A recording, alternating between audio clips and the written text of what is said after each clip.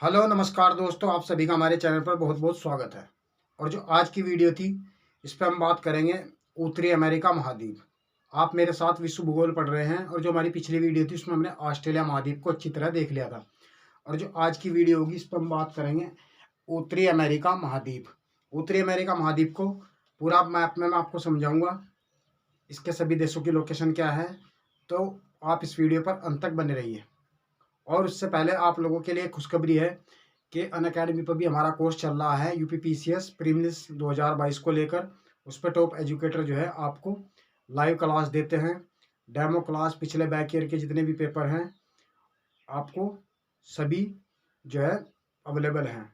तो इसका लिंक जो है मैं डिस्क्रिप्शन में डाल दूंगा, तो आप जो है अनअकैडमी पर भी हमारा कोर्स जरूर खरीद लें। और मेरा रेफरल कोड है UWP10। अगर आप इसका प्रयोग करोगे तो आपको 10 से 15% की छूट भी मिल जाएगी।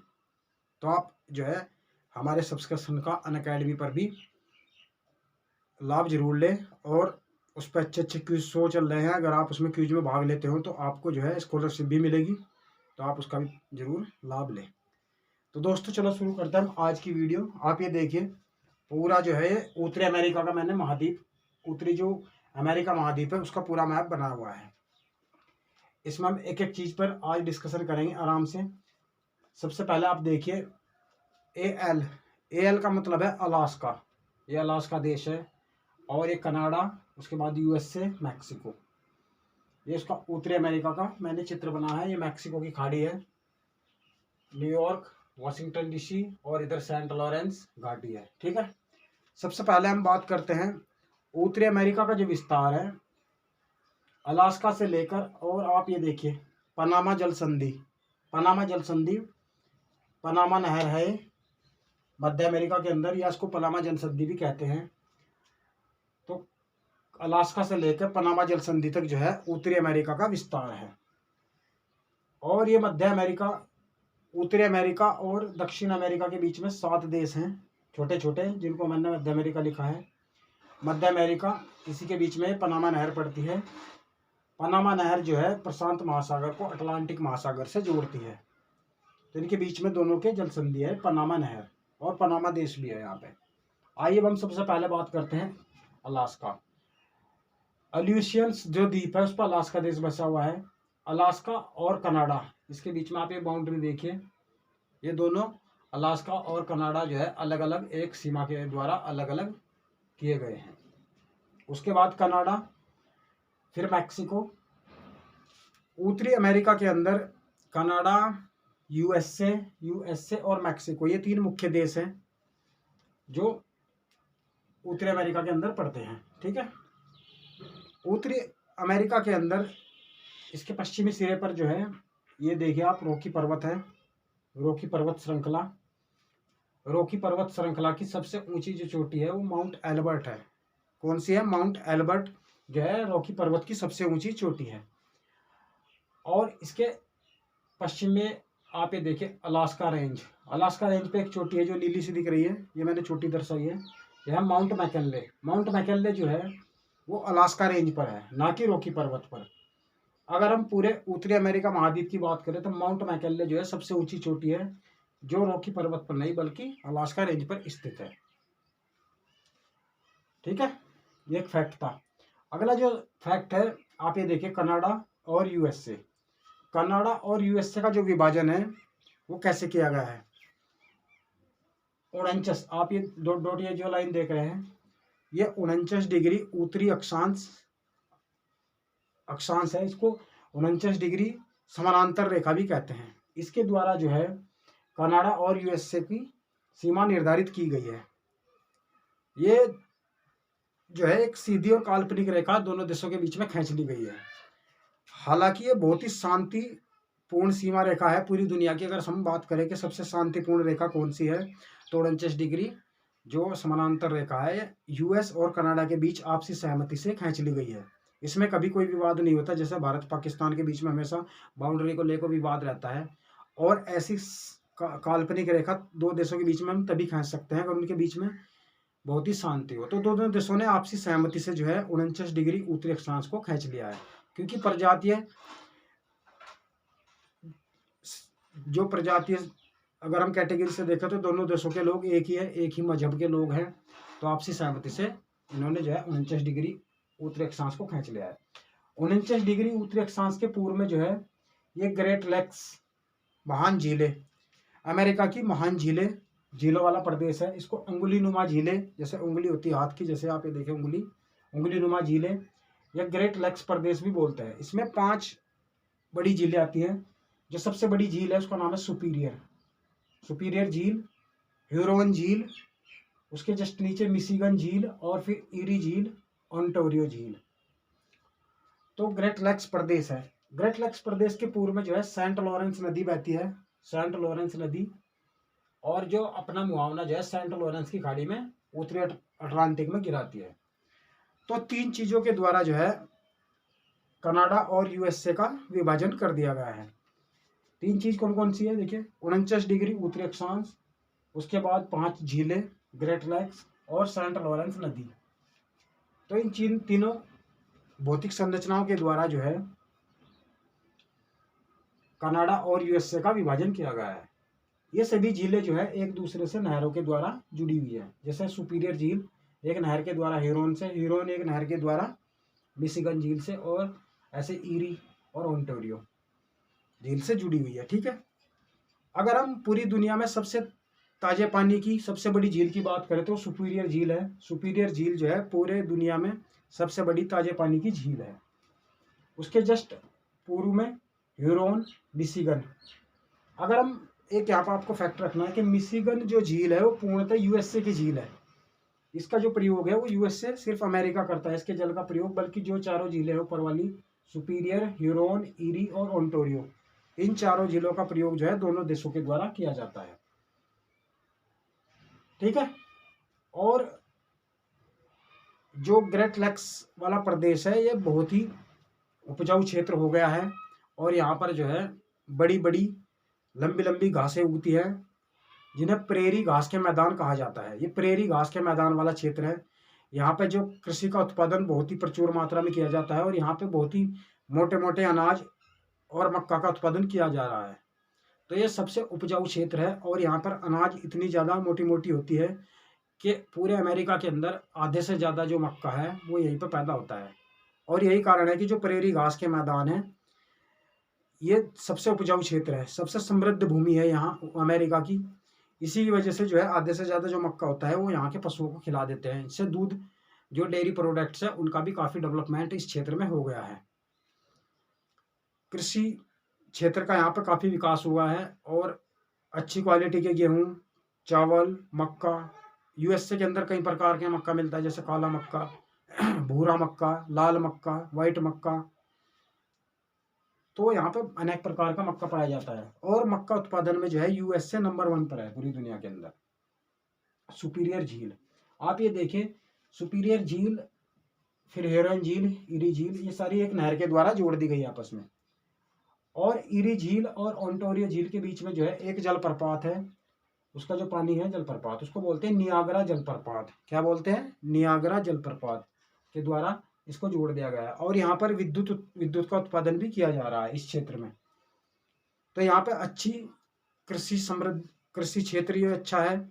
यहाँ पर कृषि की पैदावार अच्छी होती है। अगर कृषि अच्छी होगी तो वहाँ पे जनसंख्या का आवास होगा, और जनसंख्या होगी तो उद्योग, डेयरी प्रोडक्ट्स है, जैसे डेयरी का सामान है, दूध, चॉकलेट्स, बटर, घी, पनीर, मट्ठा, चॉकलेट्स वगैरह जो है सभी का उत्पादन यहाँ पे किया जा रहा है। आप ये देखिए सुपीरियर के बगल में आपको एक डॉट दिखाई दे रही है, यहाँ पे एक शहर का नाम है, इसका नाम है डुलूथ। इसी प्रकार जो मिशिगन झील है उसके किनारे भी 2 शहर हैं, गैरी शहर है, और दूसरा शहर का नाम है चिकागो है। ऐसे ही डेट्रॉयट, इरी के किनारे जो है डेट्रॉयट जो है ये कार उद्योग के लिए विश्व प्रसिद्ध है डेट्रॉयट। यहाँ पे इंडस्ट्री है डेट्रॉयट। तो ये सबसे समृद्ध क्षेत्र है। इसके बगल में आप ये देखिए सेंट लॉरेंस नदी। सेंट लॉरेंस नदी जो है अपना जल जो है सेंट लॉरेंस की खाड़ी में गिराती है, सेंट लॉरेंस की खाड़ी में गिराती है। ठीक, ये हो गया उंगली नुमा जो झीलें थी ग्रेट लेक्स पर हमने बात की। आप आइए उसके बाद हम बात करते हैं हडसन की खाड़ी।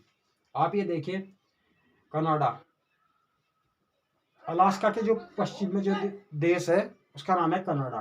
कनाडा जो है पूरा उत्तरी ध्रुव के पास बसा हुआ है और ये ज़्यादातर ठंडा इलाका है। ठंडा इलाका होने के कारण कनाडा का आधे से हिस्सा जो है वो हमेशा बर्फ से ढका रहता है। कैसा क्षेत्र है? बर्फ वाला क्षेत्र है, ध्रुवीय प्रदेश के पास है और यहाँ पर जो टेम्परेचर कम रहता है। इसमें भी कुछ झीलें पाई जाती हैं, लेकिन ये झीलें यहाँ पे स्थायी झीलें हैं।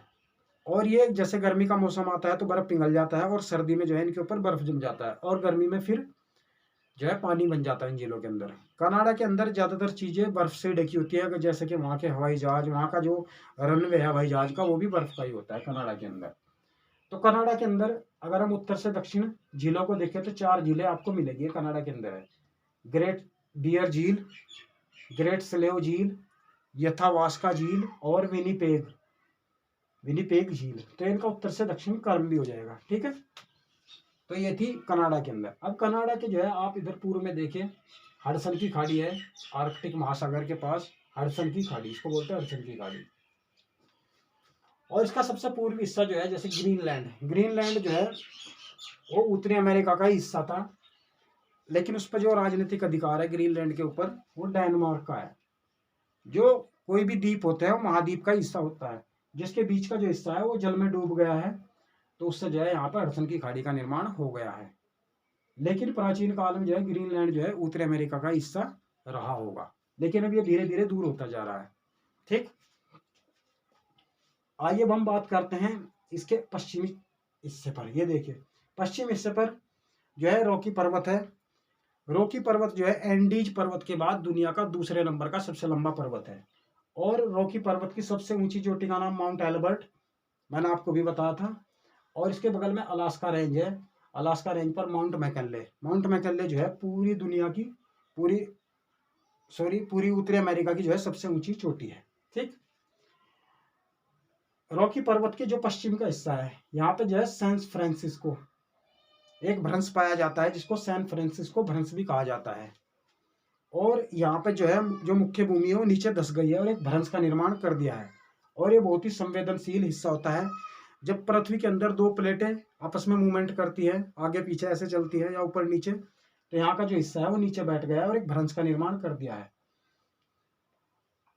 सैन मैनक्रियोज घाटी इसको बोलते हैं। सैन एंड्रॉयड जो आपने वो देखा होगा गेम, वो इसी के ऊपर बना हुआ है। यहाँ पे जैसे सबसे ज्यादा भूकंप संवेदनशील क्षेत्र है। और उसकी सबसे बड़ी बात है कि यहाँ पे जो है पेट्रोलियम का बहुत बड़ा विस्तृत भंडार है इसके अंदर। और यहाँ पे एक बड़ा सा क्षेत्र है जिसमें से इस क्षेत्र के अंदर घुस सकते हैं, जैसे पानी का जहाज आप लेकर, इसको बोलते हैं गोल्डन गेट। गोल्डन गेट इसको नाम इसलिए दिया गया है क्योंकि इसके अंदर जो है पेट्रोलियम का बहुत बड़ा भंडार है। और आधे से ज्यादा यहाँ के पेट्रोल का यूज अमेरिका खुद करता है। तो अमेरिका का आधे से ज्यादा जो पेट्रोलियम का यूज है वो गोल्डन गेट यही से प्राप्त होता है। आइए अब हम बात करते हैं मैक्सिको। मैक्सिको और कनाडा के बीच में एक नदी बहती है जिसका नाम है रियो ग्रांडे नदी। रियो ग्रांडे नदी जो है वो पश्चिम दिशा में बहती हुई मैक्सिको की खाड़ी में अपना जल गिराती है। हालांकि ये नदी जो है आधे से ही बहती है, पूरी सीमा पर नहीं बहती। और ये दोनों देशों के बीच की सीमा का निर्धारण भी करती है। मैंने आप लोगों को पहले ही बताया था कि ज़्यादातर जो है दो देशों के बीच की जो सीमा होती है वो किसी पहाड़ या नदी के द्वारा निर्धारित की जाती है। तो जो रियो ग्रांडे नदी है वो मैक्सिको और यूएसए इन दोनों के बीच में सीमा बनाती है। हालांकि ये आधे से ही बहती हुई मैक्सिको की खाड़ी में गिरती है।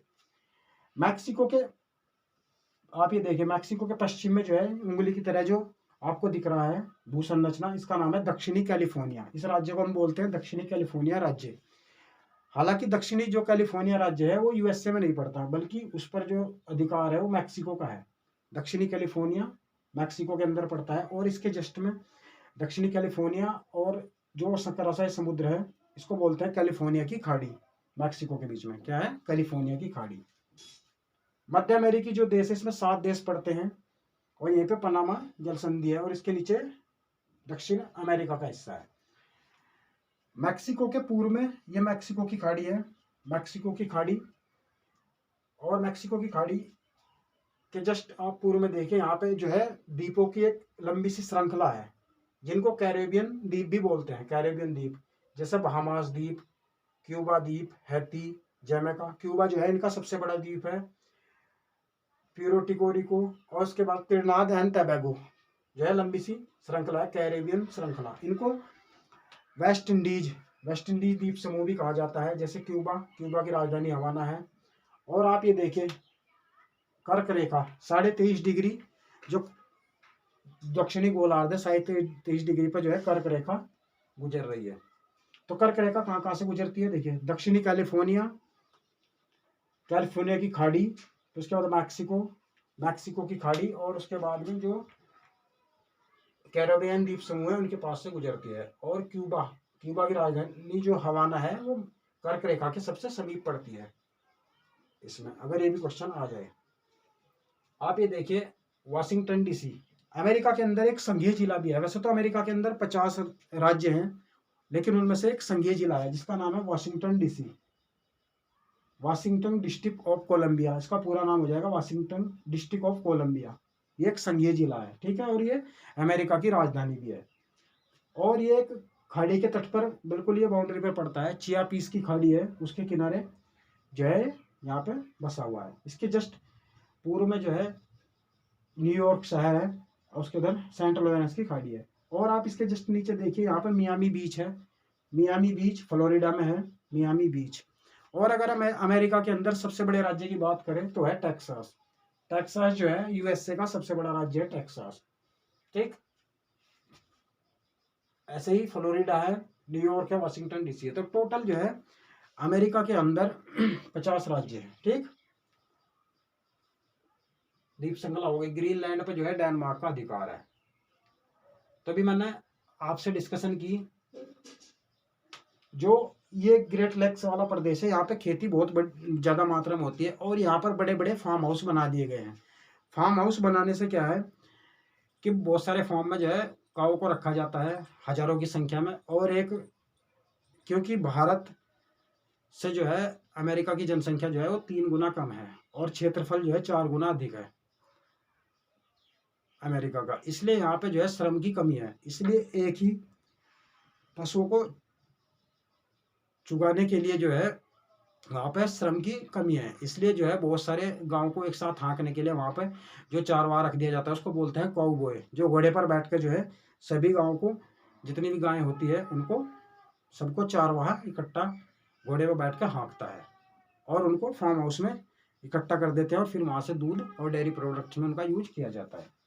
जैसे कैडबरी डेयरी मिल्क जो ब्रांड है वो अमेरिका के ही हैं चॉकलेट के, और वो यहीं से फेमस हुए। तो आपसे एक क्वेश्चन ये पूछ सकता है कि मिशिगन इनमें से ग्रेट लेक्स में से कौन सी ऐसी झील है जो पूर्णतः यूएसए की, तो मिशिगन आपको ध्यान रखना है। सबसे बड़ी ताजे पानी की सुपीरियर झील है डूलत शहर कहाँ पे है, डेट्रॉइट जो है मोटर उद्योग के लिए प्रसिद्ध है। नियाग्रा जलप्रपात जो है ईरी और ओंटारियो के बीच में है, नियाग्रा जलप्रपात, ठीक। तो ये आज की वीडियो थी, उत्तरी अमेरिका के ऊपर हमने बात की। आज मैंने आपको चित्र में जो है उत्तरी अमेरिका महाद्वीप समझा। जो मेरी नेक्स्ट वीडियो आएगी उसमें मैं दक्षिणी अमेरिका के ऊपर पूरा डिस्कशन करूंगा मैं, और आपको समझाऊंगा वहाँ की जलवायु, ठीक। तो मुझे उम्मीद है कि आज की वीडियो आप लोगों को पसंद आई होगी। अगर आप नए हैं तो हमारे चैनल को सब्सक्राइब करें, और इस वीडियो को लाइक और शेयर करना ना भूलें। तो मिलते हैं जल्दी नेक्स्ट वीडियो में। आपका दिन शुभ हो। वीडियो देखने के लिए बहुत बहुत धन्यवाद। Thank you so much. जय हिंद, जय भारत।